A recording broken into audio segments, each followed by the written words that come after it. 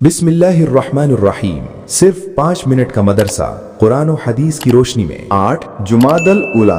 Number 1, इस्लामी तारीख। Medina के कबाइल से हुजूर सल्लल्लाहु अलैहि वसल्लम का मुआहिदा। मदीना तैयबा में मुख्तलिफ नस्ल व मजहब के लोग रहते थे। कुफ्फार व मुशरिकीन के साथ यहूद भी एक लंबे जमाने से आबाद थे। रसूलुल्लाह सल्लल्लाहु अलैहि वसल्लम ने मदीना पहुंचने के बाद हिजरत के पहले ही साल मुसलमानों और यहूदियों के दरमियान बाहमी ताल्लुकात खुशगवार रखने के लिए एक बैनुल अक़वामी मुआहदा फरमाया, ताकि नस्ल व मजहब के इख्तिलाफ के बावजूद कौमी यकजहती और इत्तेहाद व इत्तिफाक कायम रहे और हर एक को एक दूसरे से मदद मिलती रहे। ये मुआहदा हुकूक इंसानी की सच्ची तस्वीर थी। तमाम लोगों को पूरे तौर पर मजहबी आजादी हासिल थी। शहर में अमन व अमान और अदल इंसाफ कायम करने और जुल्म सितम को जड़ से खत्म करने का एक कामिल व मुकम्मल कानून था, बल्कि इसको दुनिया का कदीम तरीन बाकायदा तहरीरी दस्तूर कहा जा सकता है, जो मुकम्मल शक्ल में आज भी मौजूद है। इस मुआहदे पर मदीना और उसके आसपास रहने वाले कबाइल से दस्तखत भी लिए गए थे। नंबर 2, हुजूर सल्लल्लाहु अलैहि वसल्लम का मोजज़ा, खुशहाली आम होने की खबर देना।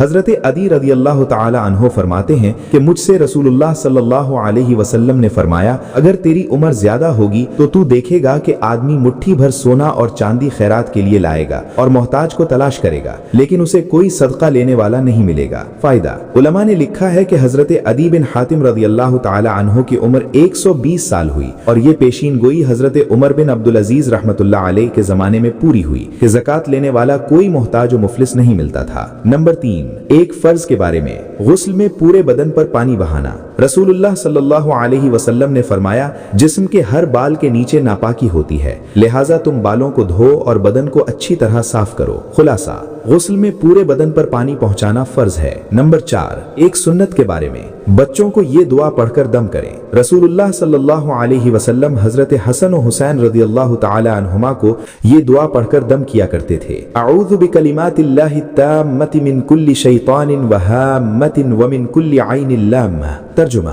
मैं अल्लाह ताला के पूरे कलिमों के वास्ते से हर शैतान और हर तकलीफ देने वाले जानवर और हर नजर लगने वाली आंख से पनाह चाहता हूँ। नंबर 5, एक अहम अमल की फजीलत। पसंद के मुताबिक हदिया देना। रसूलुल्लाह सल्लल्लाहु अलैहि वसल्लम ने फरमाया, जो आदमी अपने मुसलमान भाई से किसी ऐसी चीज के साथ मुलाकात करे जिससे वो खुश होता हो, तो अल्लाह ताला उसको क़यामत के दिन खुश कर देगा। फायदा, हदीस से मालूम हुआ कि किसी दीनी भाई के यहाँ जाते वक्त उसकी पसंद के मुताबिक कोई चीज पेश करना चाहिए। इससे अल्लाह की रजा और खुशनुदी हासिल होती है। नंबर 6, एक गुनाह के बारे में। यतीमों का माल खाना। कुरान में अल्लाह ताला फरमाता है, यतीमों के माल उनको देते रहा करो और पाक माल को नापाक माल से न बदलो और उनका माल अपने मालों के साथ मिलाकर मत खाओ।